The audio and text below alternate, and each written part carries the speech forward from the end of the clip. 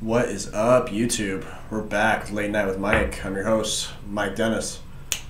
Behind the monitor, say hi, Brandon Gould over here. What's up, everyone? Yep, always taking care of us. Tonight's broadcast / podcast, the broadcast, the broadpod, whatever you want to call that. It's brought to you by D1 Security Group. It's a security firm. Thank you for the support. Also, we have Three Tree Productions. You all know, Three Tree Productions. I've talked about it before on the broadcast here with Emery Johnson, who is unable to join us tonight. He's sick with a case of being sick, whatever that may be. Hope he's watching tonight. And so thank you guys for the sponsorships.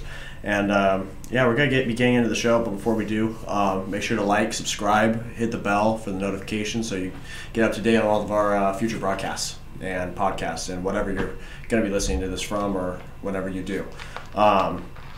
Or email if you're interested in being on the show, if you want to talk about your business or you want to talk about other people's business or something that you'd like to share, just in general. It could be about anything. Or if you just want to be on the show just to talk about the show we always talk about, any topic that you think is something that isn't discussed enough or you feel it's an important issue. You can reach us at our email at latenightswithmike@gmail.com, and Facebook and Instagram is Late Night with Mike, and Twitter, as you all know, is Late Night W Mike. So with all that being said, we're just gonna jump right into it. This week's been a crazy week, hasn't it, Brandon? Yep. Yeah, these weeks keep getting crazier and crazier with all that's going on in the news. Unfortunately, RIP to Mac Miller. He's not with us anymore. Drug overdose, that happened. And we'll talk about that later. But the big topic for tonight is going to be one that I'm sure everyone's been thinking about. And if you saw our post on Instagram or Facebook, it's about Colin Kaepernick and Nike and what our thoughts are on that and what we've seen everyone post about and how it's affected just everybody, how it's affected people in the country, whether you're military or you're a Nike supporter, maybe not anymore. We're going to be getting all into that. So without further ado, thanks for being here with us, guys, and we're going to go ahead and jump right into it. So, Brandon, I know you have a strong opinion about this Colin Kaepernick thing. I don't like him. Yeah, you don't like him. And for good reason. There's good reason. I can see. We talked about this for a lot before we even got into this, and we both kind of got to see both of our kind of points of views on it, where we thought, I mean, we've talked about Kaepernick before. We've talked about what he does right, what he does wrong, the way he goes about it, how it affects people, how it offends some people, how some other people can grow from it or feel supported. But I mean, really, what's your opinion on it, B? Tell the people what you think about it. Be honest. There's so much to talk about. I mean, where do I even start? Well, how about him? Nike saying, even if you have to sacrifice everything. I mean, what was the actual quote? What was it? I've read it 1,000 times and I can't memorize that damn thing. It was even on our post. Yeah, it was even on our post. I can't remember that thing. So life me. It's not a very good slogan when it's more than 3 or 4 words. Let me see. It doesn't keep your attention very long. You use too many words. It's not. Believe in something, even if it means sacrificing everything. All right, so let's talk about that. Believe in something, even if it means you have to sacrifice everything. I guess in a sense, he did sacrifice everything. He's no longer playing football. Yeah, he did that a while ago, and honestly, it hasn't. In football, it's the only thing that's still talked about, even to this day. I mean, that's what a lot of conversations go to. At least for the Niners or the 49ers. But I don't know, if all of football's talking about that. But I know it's a big conversation piece, especially now. It's being brought back up a lot more because now Nike's showing their support in what he's doing by making him a part of the ad. Believe in something, what he believes in.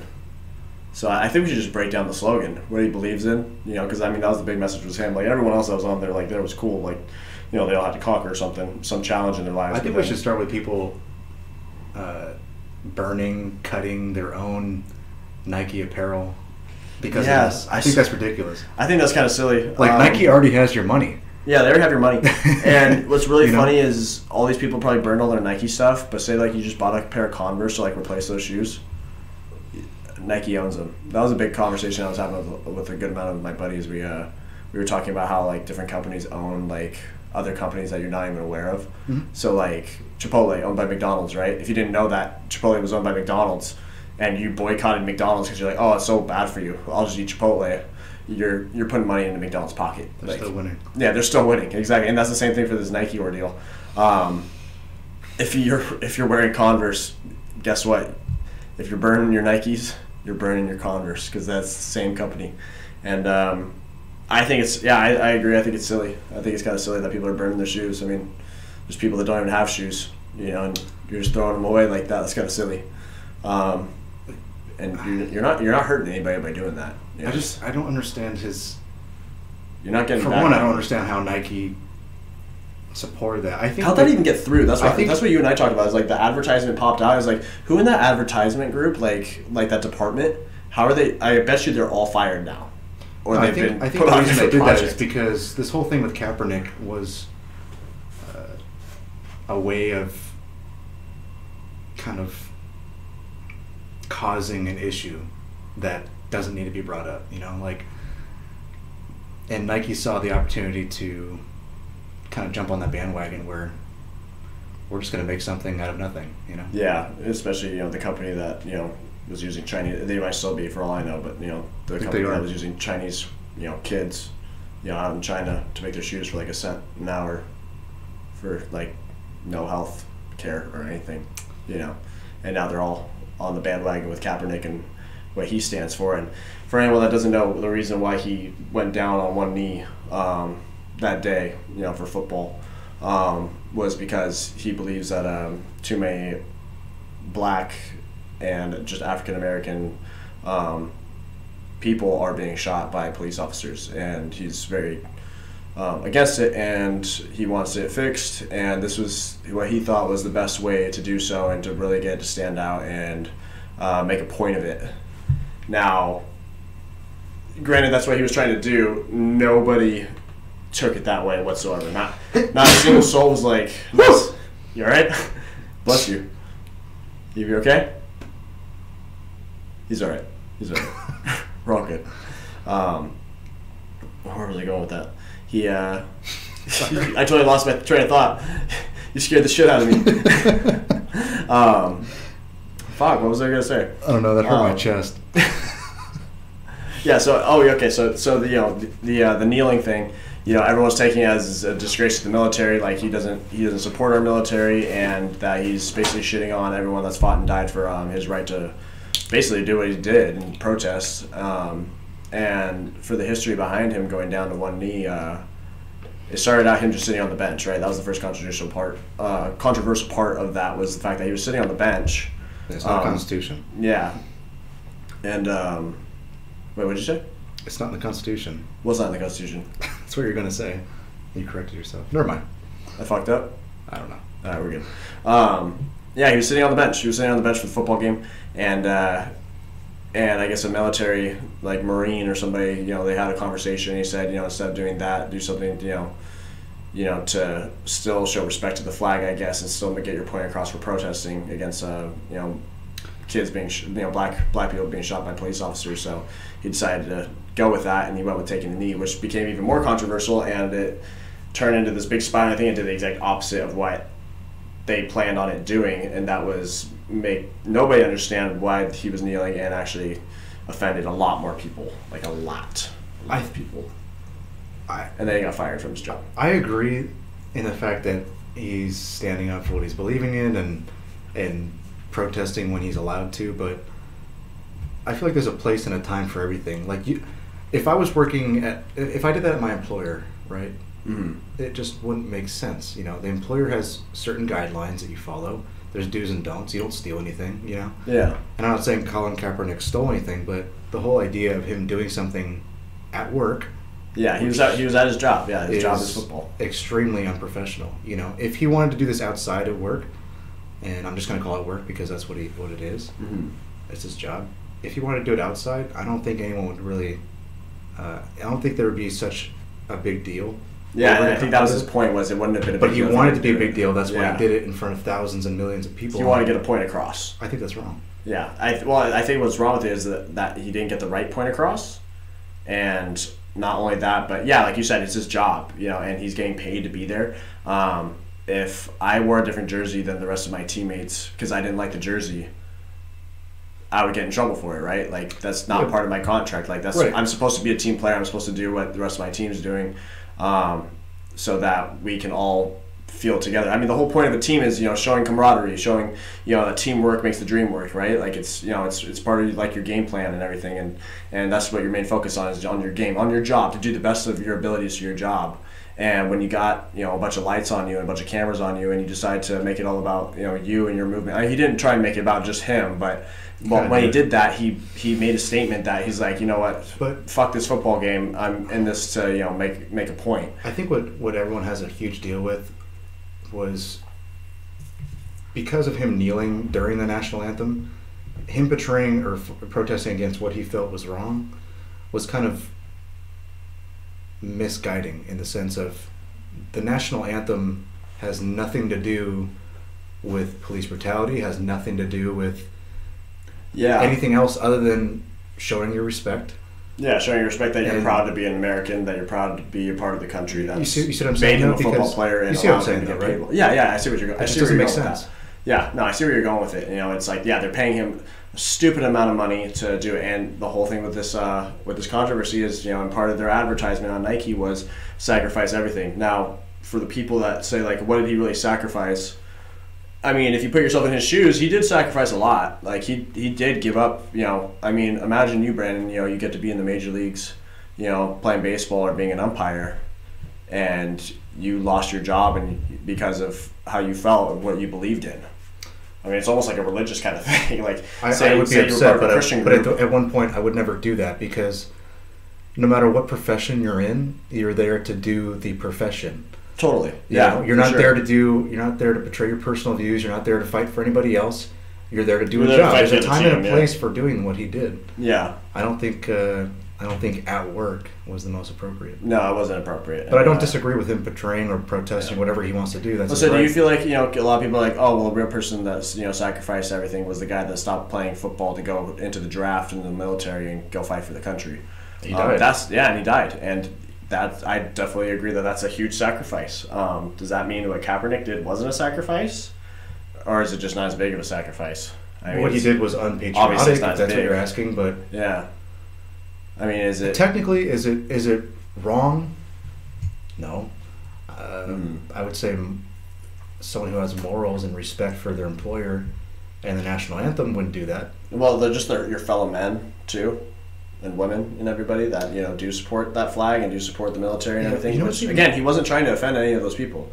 That was not his intent. But he knew what he was doing. He knew what he was doing. He knew it would offend a lot of people. Well, when he talked to that military guy about taking a knee instead of sitting on the bench, I assume that meant he was trying to not be offensive to the military. If you listen to the guy that was in the military that told him to do the knee, he made it sound as if Kaepernick was trying to be sensitive to the military. But I think Kaepernick misled that guy.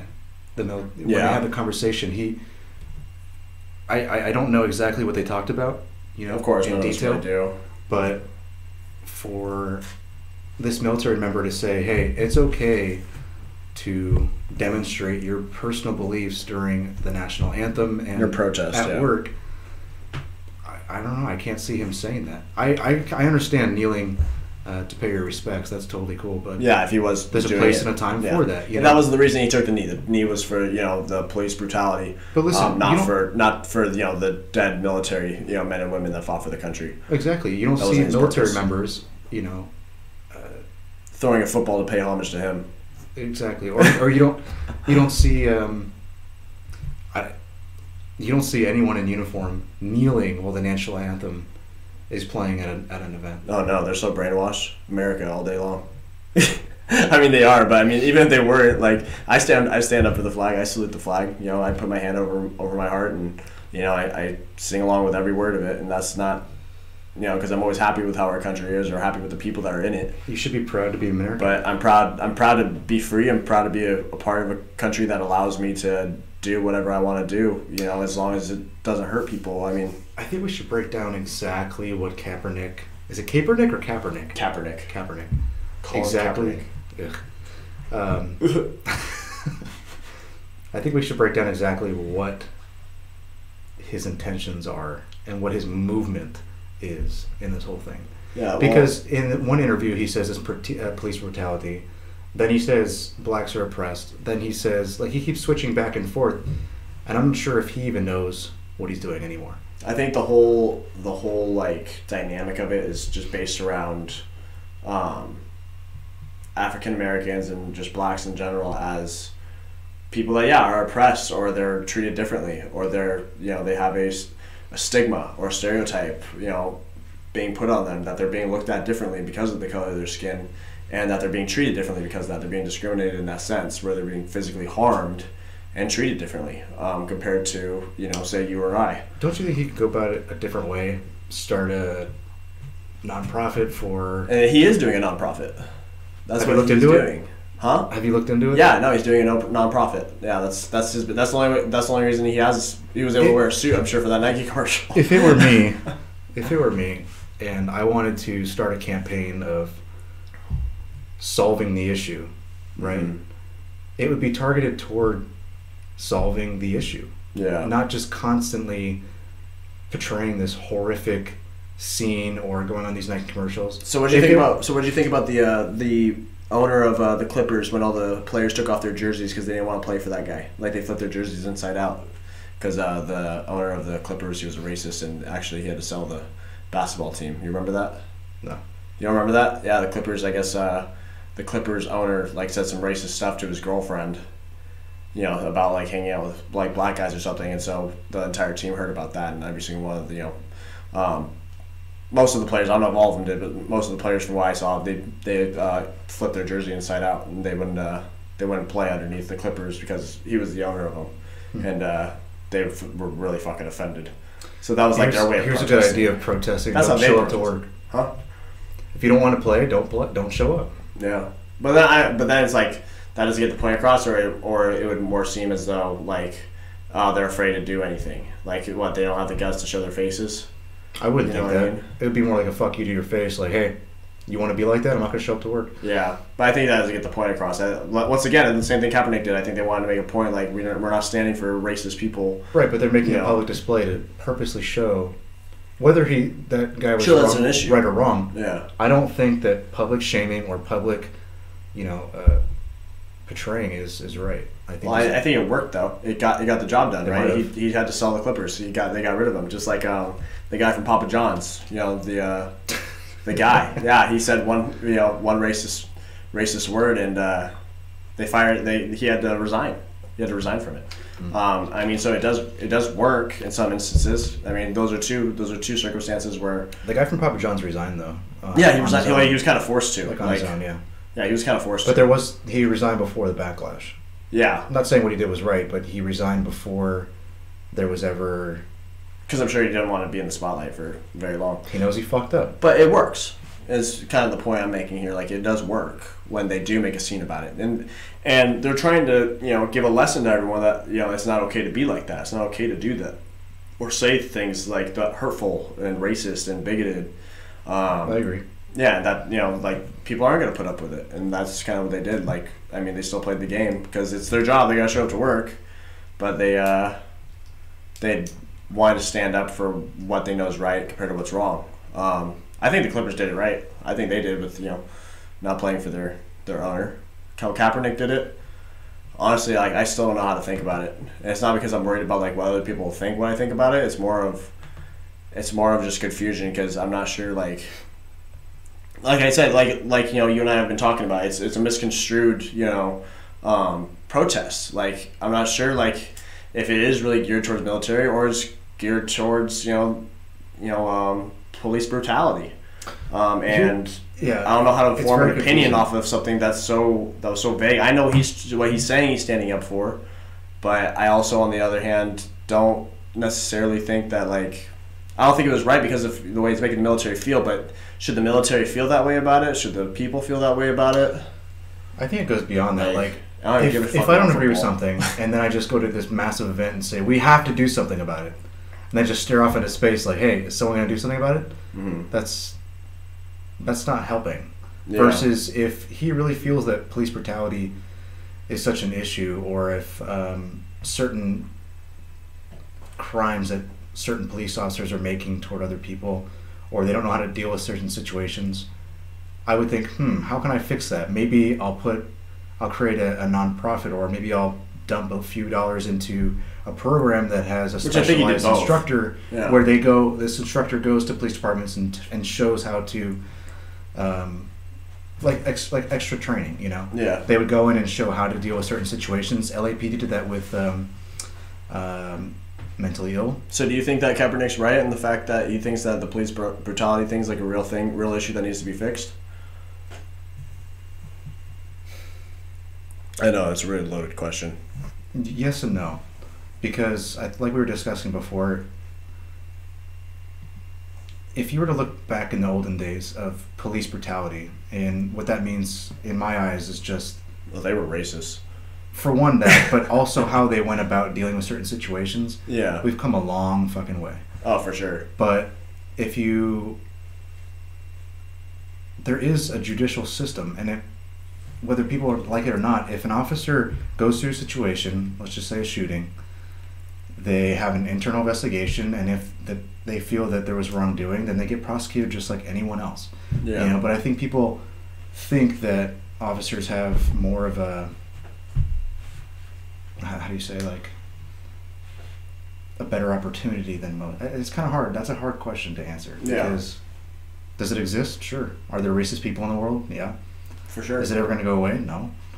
It's a part of society, you know. It is. No, some people don't. Some people don't like certain all people. of us created it too, like, you know, from past generations. All right, the way but it doesn't now. define. It keeps getting passed on. That's the problem. That's the real issue. The word that I was using earlier in our conversation was an umbrella, where the umbrella effect. Where Kaepernick puts this huge umbrella on all police officers, not stating, but pretty much portraying that all police officers are bad and have bad intentions and are racist and specifically target blacks. Yeah, blacks, African Americans. Yeah, that's just not true. The statistics don't show that. You know, it's not true. Are there issues? Sure. Do they and we went over the statistics about, you know, how many. But for him to just keep saying, we need to fix this, doesn't help anything. You know, it's already known. So how are you going to fix it? Yeah, is he giving solutions to it instead of just, you know, if not, shut your mouth. Which I think he's doing. I don't think he's just standing around waiting for someone else to fix it. I think he's trying to fix the problem. I think he's trying to fix the problem because he has his nonprofit organization. He is going around, you know, speaking. But that's about not helping police officers. I think that should be the main source in his argument. Yeah, he should be going to police officers, which I don't know 100% if he is or not. If he is going to police stations or not, we should probably look that up. But he should do. Dude, there was a reporter. I believe he's talking to the black community about how to interact with police officers. I think that's the route he's gone about it. I don't know if you remember on Fox News there was a journalist who was black. Okay. Yeah, we're good. Okay. There was a journalist who was constantly saying this exact same thing. So the police department, I forgot where it was local. They offered to come down and do a traffic stop situation. Yeah. They gave him a fake gun. They gave, they set up this real life type scenario. It was, I think it was a Fox reporter. Oh, okay. I'd have to find his name. But anyway, they put him through stressful environments where he would have to go up to two individuals arguing in a parking lot. Yeah, and, like we saw earlier today. Well, yeah, we'll talk about that later. And have to determine whether or not to use lethal force, right? Yeah. That journalist, after the whole thing, went on the news and said, I have a hugely different perspective now. Like, I appreciate police officers. I understand how much they go through, how difficult it is on that split-second decision. I think if Kaepernick took maybe a tour or like some sort of training scenario where he let him at this point, where he understood the police tactics and the understanding of how they operate, and then went to the communities and then bridged those two to try and find a solution. Yeah, that would be a much better way than just saying, "Hey, we have a problem. Great idea. We have a huge problem, guys. All right, and then that's it." Mm. You know, I think that would be a start. Well, I think that's another thing that needs to be pressed, though, is that, a reporter, like, obviously he probably didn't handle that situation very well because they threw him into stressful environments, right? But I think that's the whole point of the police officers. They're supposed to be already trained for that. They're supposed to know exactly what to do. They're supposed to be prepped for that. That's why they go through those, sessions where they have to be in stress situations, and they have the experience to have gone through it plenty enough times to understand when and when not to use, the right type of force that you need to take care of a situation, how to handle a situation properly.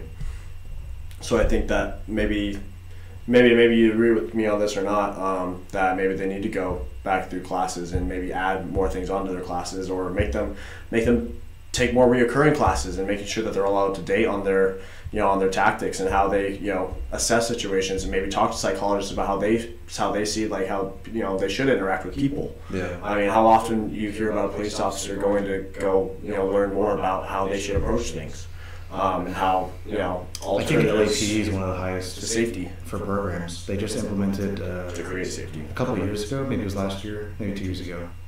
I'm not really sure. They brought in specialists, and they have a part of their training program for mentally ill, mentally disturbed, or people who are on drugs. Like, they have this huge training program where they have an outsider, almost like a psychologist, showing them exactly how to deal with those type of situations. I think if every department did that and had specialized training for each and every scenario. Scenario. But people, I hate to say, but in certain neighborhoods, I'll just say that they are taught to not respect the police, not listen and obey commands. They feel as if they're... Well, I don't think anyone needs to obey commands unless it's, They need to obey lawful commands. Yeah, they need, if it's... I'm saying in the right situation, in the right, everything's right. They're being taught while they're growing up. Yeah, they're growing up to hate police officers. Right. Yeah, and to... That doesn't help either, No, for sure, but you gotta think what caused them to be taught that. Their parents. Yeah, but why? But what's the reasoning for why they're like that? It's a pass on generation type Yeah, thing. for sure, but it was passed on because something had happened. So it's cause and effect. Yeah, think of it this way. If you were taught... What they see on the news. Oh, this individual got targeted because of the color of his skin. Let me finish my point, though. Because if you're taught, like we were just talking about, so what's the reasoning why these kids are being afraid of police officers, or why they're thinking to treat them a certain way? It's passed off from their parents. Why are parents bringing that on to their kids? And you're saying for no reason. Well, it's not for no reason.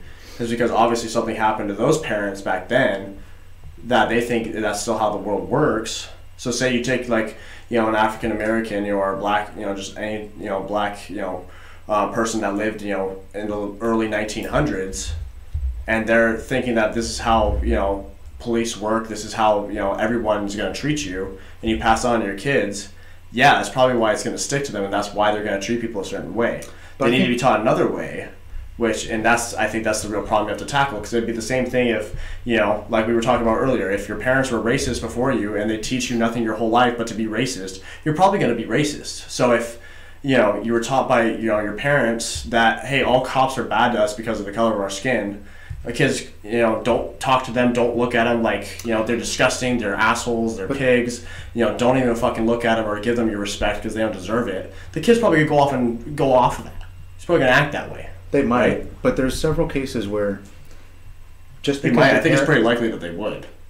It's likely, but I'm saying, here's my point is, if you grow up in a household that's extremely abusive, does it mean you're going to go abuse? Yeah, typically. Not necessarily. Typically, that's what happens with bullies. That's where they find out here's my point, is just because schools. your parents may be one way doesn't mean you're going to turn out or decide to be that way. No, but your environment definitely... You could have grown up that way and then decided, you know what, I'm going to teach myself and surround myself by peers who are not that way, and but if they don't learn that makes it very hard. But check this out. We're creatures of habit with environments. I understand that, but take a lawyer, for instance, who may have, or a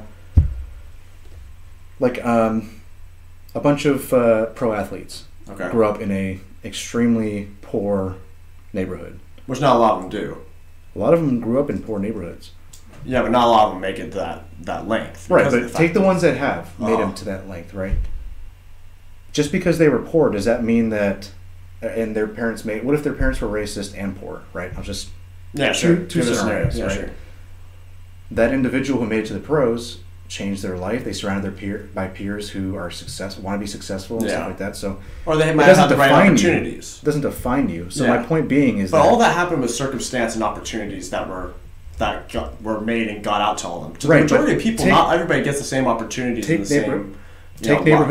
these teenagers in the neighborhoods, for instance, where they surround themselves by gangs or individuals who aren't the best for them, and then they have that same portrayal against police officers where they think they're horrible, they're bad, they're racist. Yeah, but that's because they were in that environment, right? They were in that environment full of people. They decided to put themselves and stay in that environment. Well, for some of them, they were born into it. That's all they know. Doesn't mean they need to stay there, though. Oh, no, of course not. No one has to. So, no one's forcing them to. But if you can't afford to get out of that neighborhood, per se, say you got to take care of your mom, maybe she's got cancer or something, you got to pay her bills, and you can't afford to get out of the block, and the block that you stay on, you're stuck with a bunch of gang members that want to shoot you or rob you every day. So now you're like, well, crap, like they're just going to kick the shit out of me and rob me every day. I can't afford my mom's bills. Still no reason to hate a police officer, though. No.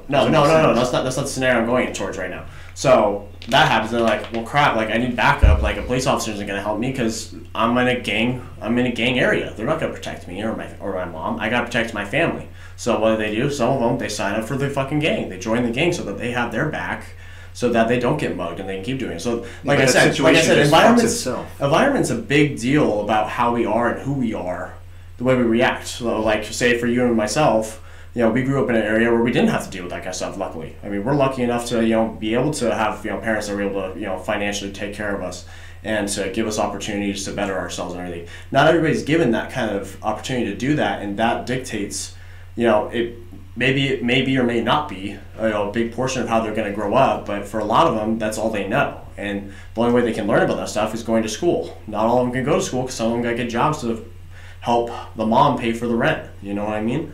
So, I mean, that's why I think it's a big deal to talk about your environment, where you're around. Because if all of your friends, including myself, were gang members, the likelihood of you probably becoming a gang member, if we catch you early enough. That's a good point, though. Yeah. You talk about education, is a lot of these kids and teenagers aren't educated, and that's why they end up doing what they do and not liking people. And all they hear in their voice, if they don't hear an educator telling them otherwise, someone that they look up to telling them otherwise, they're going to listen to all the other voices that are at home saying like, oh, these cops are terrible. That was my point. These people are terrible. That was my point earlier, is if an educator were to say, teach ethics and morals, and especially in schools that are derived from that type of environment.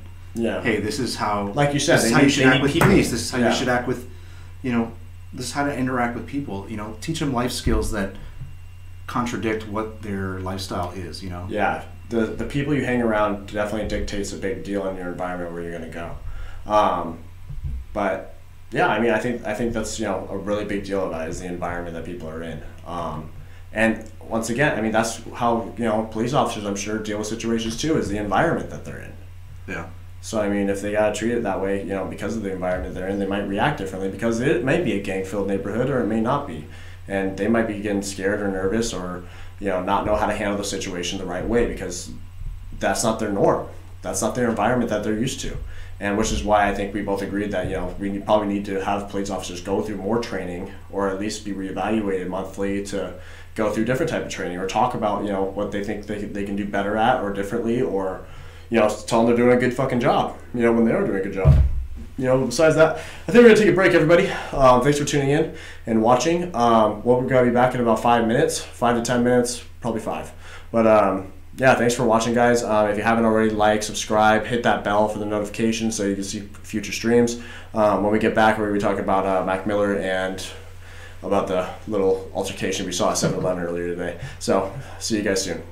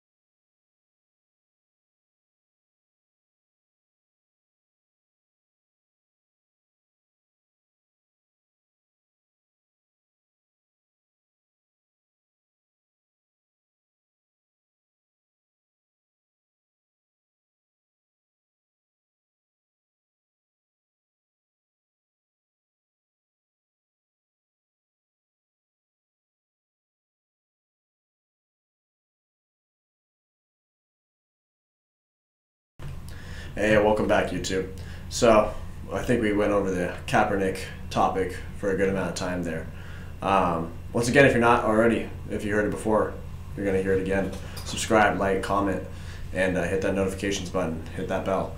Yeah, so we're talking about Kaepernick and everything. About how things should be, or things he could have done differently, or things that we as a country could do differently. How Nike doesn't make good decisions with advertising, and their stocks went down. Honestly, I don't know what the hell they were thinking. But we're gonna move it along. We had actually a really funny thing that Brandon here and I got to look at. Say hi again, Brandon. Hey, my name's Jay. And yeah, it was actually pretty funny. We're going to be talking about Mac Miller also. But I kind of want to talk about this topic because it was kind of funny, what we saw earlier, so I think we want to share that. Yeah. We had, what was it, like a family of 4, it looked like? I think there was 3. Yeah. 3 in there. I think there was another girl in the car. Oh, yeah, so we were at 7-Eleven picking up beer for the stream. And we see this guy and this older gentleman, is probably her father, and the wife, I assume. Mm-hmm. And so the wife's still in the car, and so it's this guy and his daughter, and they're like pushing what looked like their entire world in their backseat of their car, like shoveling it there. It was kind of like when you see like people that are like hoarders or whatever. Or, yeah. They were just about to go on a camping trip or something. No, hoarders. Or maybe they lived in the car. Probably. Yeah. So they're pushing all this stuff into the car, and they're like opening up an ice bag. I think the ice bag broke inside of the car or something. And this girl just starts screaming at her dad. Did you hear what she was saying? She was screaming in Spanish. Yeah, we were literally sitting in the truck, so we couldn't actually like make out what they were saying. But anyways, this guy's like talking back to her. I don't know what he said to her, but he probably said, "Calm down." He said, "Relax. You need to relax." She started wailing on him. Yeah, she full on like locked out elbow uppercut, not knowing how to fight whatsoever. But she was like just beating the fuck out of this guy, and so like everyone like started watching him and everything. And so Brandon and I are about to get out of the car and like stop this girl from beating the living shit out of her dad or whoever that was. And as we open the door, they start walking back into the car. The dad goes into the passenger seat, and then the guy's an idiot because the daughter sat down in the seat behind the passenger seat, and then he got in the car. And as we walk into 7-Eleven, she's just wailing again inside of the car, just beating the ever-living shit out of him. And everyone in 7-Eleven's like, "Oh, that poor man." There was so much sympathy for that guy. No one even knows what he said.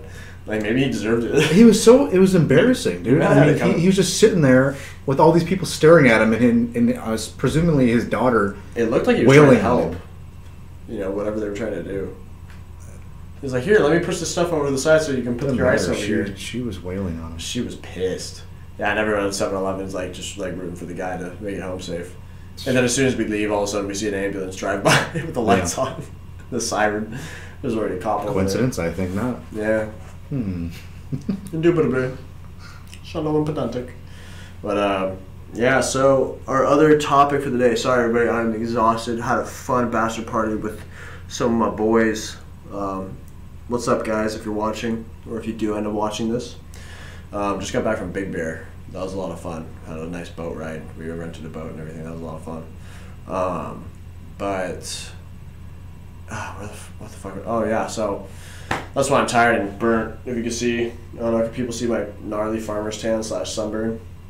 So you got hit by a paintball? I was. Oh, that's my cupping, dude. Oh. Yeah, that's my cupping. Oh, Jesus. Because I take care of myself. I don't think that's taking care of yourself. It is, man. It actually helps my arm out a lot. It's like abusing yourself. I do abuse myself, like, awesomely. Cheers. It's like working out, like you're abusing yourself to do yourself better. But yeah, so the Mac Miller thing. So he's not with us anymore. He had a drug overdose. He's not the first. That could be the last, most likely. Ben Affleck's in rehab. Really? Yeah, last time I checked. Yeah, he got checked in. I think his ex-girlfriend or ex-wife brought him in. I don't know who that was. But I saw a news article about that. I don't know what drug it was. Do you know what drug is? Yeah, way overdosed on. Mm-hmm. Yeah, but it's sad. It's sad to hear about. You hear a lot about that. The only thing they mentioned was that he's struggled with addiction for quite some and time. alcohol. Yeah. Yeah, apparently alcohol was a real issue for him too. From what I heard, he's a good rapper. I think I heard like one or two of his songs. But yeah, he was a big up and coming rapper. He was pretty good, you know, from what I'm told. And it's a sad thing. And I mean, last broadcast we talked about drugs, you know, and how like, you know, you can't take on the world on your own. And if there's anyone out there that saw they had a problem, or you know, or you do see anyone in the future that has a problem, or you think they might or something, talk to them about it. Don't let them, you know, do that kind of stuff to themselves. I mean, he was, once again, you know, you find a body in a room. He was by himself. And, you know, when you leave people alone with addiction and things like that, and they get fucked up thoughts in their heads, you know, bad shit can happen. Like, anything can happen, you know, when you've got a drug addiction and you're depressed.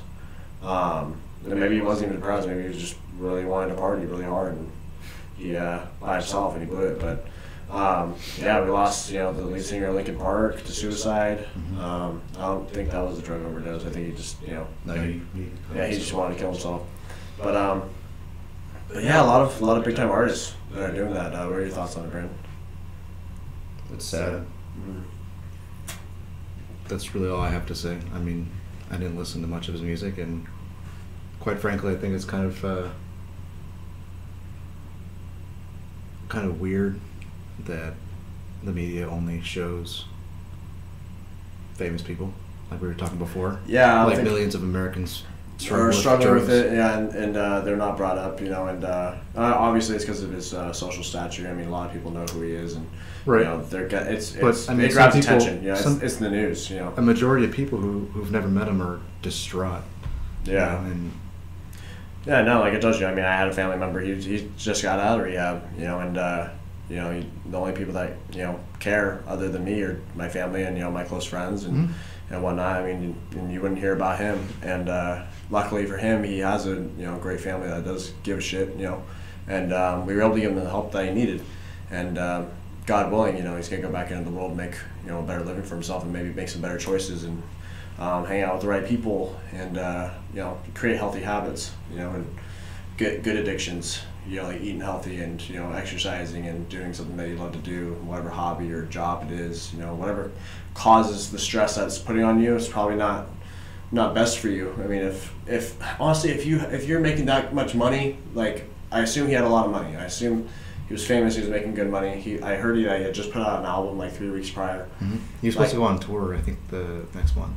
Yeah, so it's like, you get a guy like that, or like the Linkin Park lead singer, you know, who they're depressed and they're using these drugs and alcohol to, you know, curb their addictions and to curb their depression and everything. If it's really putting you that low, I would think if you have that kind of money on you, maybe it's time to just let it go. Like, if it's causing you that much stress and it's causing you that much trouble, maybe it's time, like, you know, like it was healthy for you and it was good for you and it got you where you wanted to be and your dreams came true and everything you wanted happened. Now it's time to sit back and just enjoy that it did happen and create memories, maybe doing something else that's not going to cause you to go into these habits and make these bad decisions that they did, which is really unfortunate. Well, it's a lot of time that the people who are not feeling the best about themselves or have an addiction aren't the ones to want to go. It's usually ones who are close by them, who see them suffering or and don't say anything. Yeah, and don't say anything. That's to me is the problem. It's like Anthony Bourdain, who's the cooking show host. Okay. He killed himself. Yeah. But you would think all these famous people and just people in general. Yeah, they're making it. You're thinking like, oh wow, they're doing everything I wish I could. You would think that if they can't come to terms and do it themselves, you know, to get help, someone close by them should. You know, like, I don't know Mac Miller if he had a big family or whatever, but usually people like artists have. Apparently, him and Ariana Grande had just broken up or something like that. That was a while ago though, but you know, like the point is like, you know, their managers are. I don't know much about it. Close like family, you know. Yeah. Why didn't they? Well, I mean, hell, they could have been handing the drugs, you know, so that he never had to touch anything or meet a dealer. You know, never have to say who it came from or who it was for. It's sad, regardless. Yeah, it's sad, and. But millions of Americans struggle with it. Yeah, they're struggling with it. And that's the big lesson that I think everyone needs to learn from this is that it's not just celebrities that are dealing with this. Other people are dealing with it, and people are affected every day by it. One person going out could lead up to someone else, you know, taking their own life or you know, making bad decisions. You know, in some ways it can come off to people as selfish. You know, when you get somebody that overdoses or somebody that commits suicide, because everything you do has a effect. You know, it's like a shockwave. When you do something, like it can affect somebody else. Just saying like hope you have a good day. Somebody can make someone's day. That could stop them from. They could have been thinking they were gonna jump off a bridge, that same day. But you say like, hey, I like your shirt. Like you seem like a nice guy, like or girl, whatever it is, and that could change their whole day. Like, you know what? Maybe today isn't the day. Maybe I should stick around. Maybe there are good things in the world. There are good people. And it makes you feel better. So finding the help you need, surrounding yourself with people that want what's best for you. That aren't just making selfish decisions at your disbenefit, and just making sure to just be smart, enjoy what you're doing. If something's making you feel that low, it's time to reevaluate. Do some meditating, get to know yourself a little bit, and try and figure that shit out. I would say, it sucks. Whatever helps. Yeah, it sucks. Yeah, you gotta find help.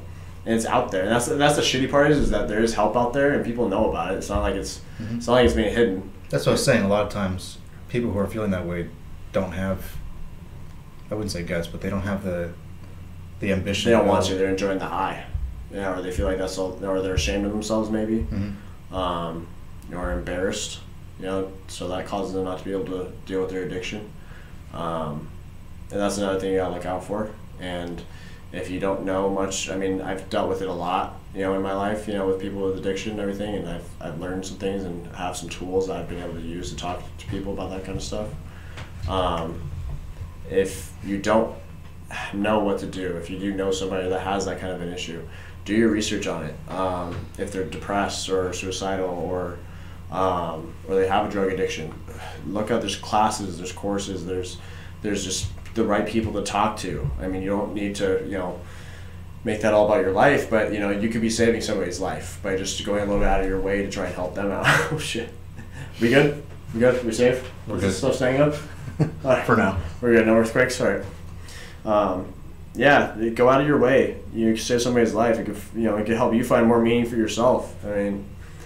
It's not everybody's fortunate enough to have people there for them to help them get through those hard times and those struggles. And it's a shame. It's a shame when you lose people like that, like Michael Jackson and all these. He was a big one for me. I thought that was a big loss. Just because the guy was a performer. It's crazy. For everyone. There's also a lot of bad shit about him too. So it's like it's kind of a bittersweet thing. But it doesn't end with them. And for all those people that are just posting about these celebrities that are passing away and making it seem like I'm sure he touched all of you immensely. For all of you that felt like his music connected to you, or like maybe you met him one time and he was a really nice guy. Know that that guy obviously has some issues, and there's a lot of people out there, like they might be a nice face and they might be a nice person or whatever, but you don't know what's going on behind closed doors. And it's not just those people. Show your attention to others. The way to make a change in something like that isn't to post pictures and say how sorry you are now that they're gone. Let them know that you're happy that they're there and that you care that they're there and that you want to keep them around. Don't live in regret and live in sadness. Thinking like, oh man, that's terrible that happens. Like, well, it could have been stopped possibly if people would get off their damn phones and probably do something about it. Or like I said, do your research on it. Help somebody out. Be nice. Be kind to people. Understand that everybody has something going on inside them. Something in their head that they're depressed about or that they're sensitive about. We talked a little bit. We brought up bullying at one point too. For every bully, there should be a nice person out there or two. Find those people. Surround yourself with good people if you are one of those people that's depressed or needs support. Everyone needs support. But I think that's enough about that topic. I hate doing streams that go down this dark rabbit hole down to the Hollow Earth people where I live. But I don't know, man. What's been going on with you? What's going on in the daily life? What you been up to? Not a whole lot. Not a whole lot. Just I have a new business venture that I'm working on. Yeah. Trying to get that set up. Is that going? It's going. But starting a business is a big process. Yeah, you want to tell everybody about your business? Yeah, it's called D1 Security Group. It's a security firm that specializes in protection and just basic security needs. Protect your asses, people. Mm. Protect your asses. That's what you do. But yeah, a lot goes into it, with insurance, business licenses, pretty much everything. Can get crazy. Those licenses can get really crazy. Yeah, it's a long process. You have to be, registered with the state and consumer affairs, and especially in the security industry, you need to have. There's special licenses for specialized processes. So, yeah, hopefully that should be up in a couple months. And it's exciting, man. It's exciting. When it is, I'll certainly be hiring. So be looking out, people. Yeah, we'll be putting that up on the stream. D1 Security Group. Yep. Emails bgould, BGOULD, at D1 Security Group. Or you can hit us up at Late Night with Mike. That's always a possibility. Yeah, if you're ever looking for anything. But yeah, other than that, man, not much.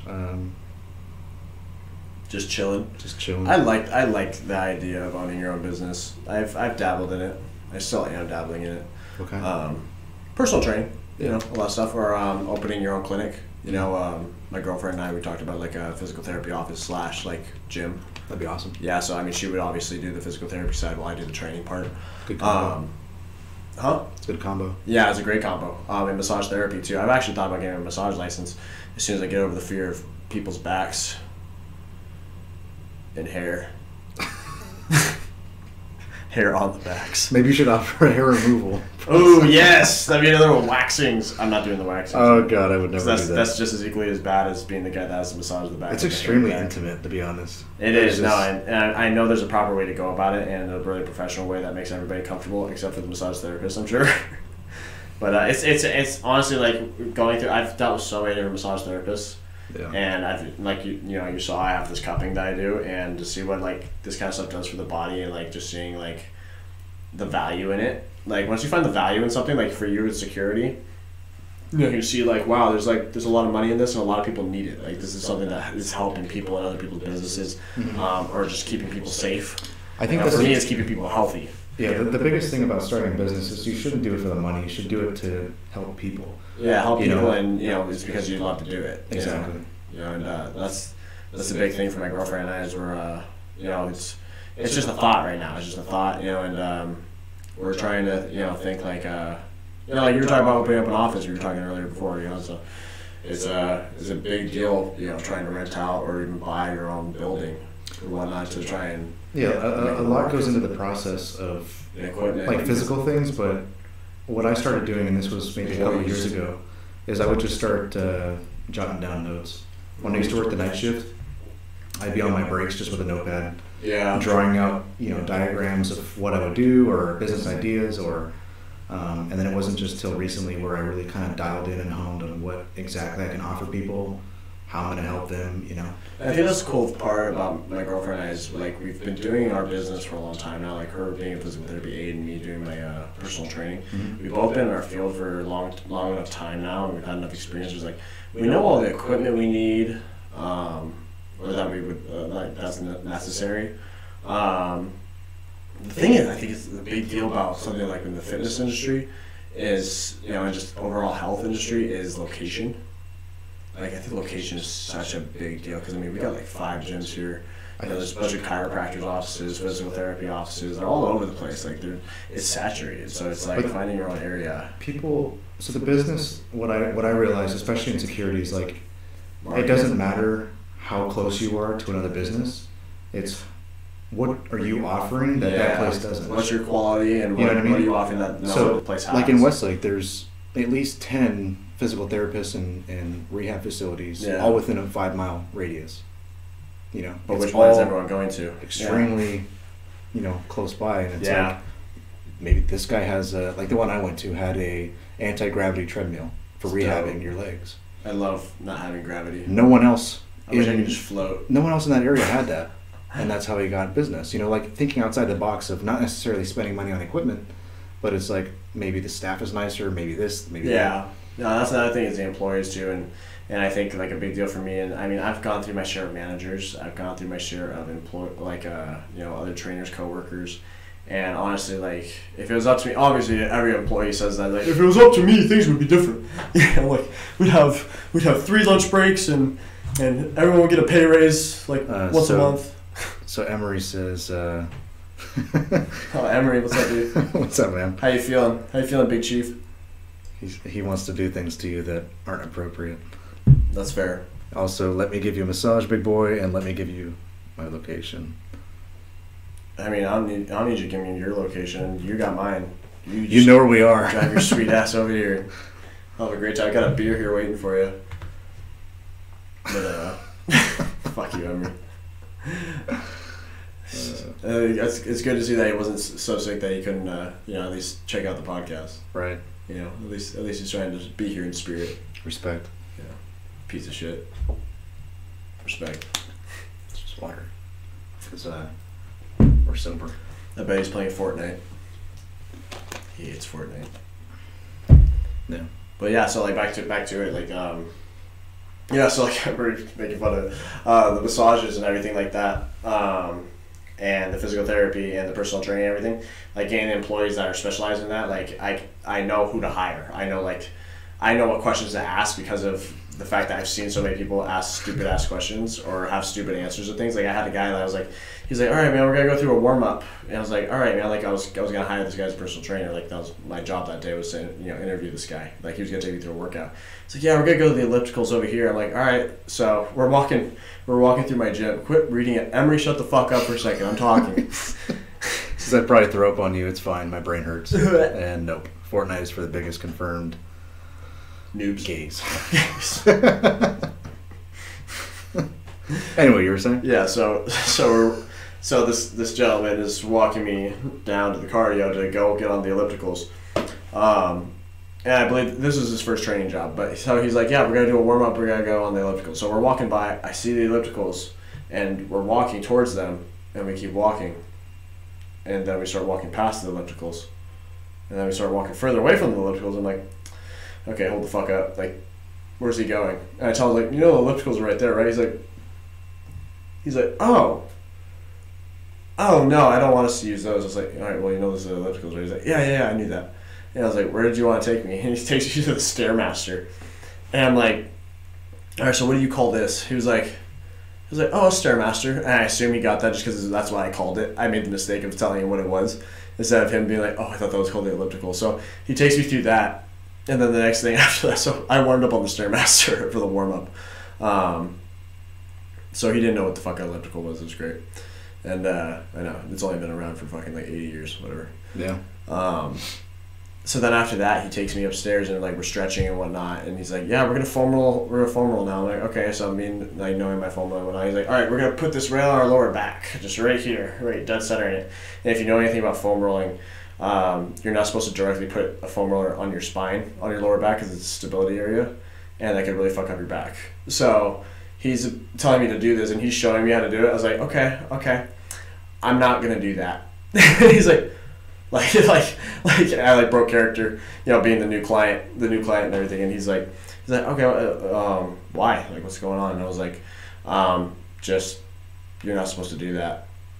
Just based off of what I know, I'm trying my best not to be like coaching him through it, but he needs to know because I don't want him fucking, even if he doesn't work for me, I don't want him taking that to somebody else and telling him to do it to some client and breaks their fucking back.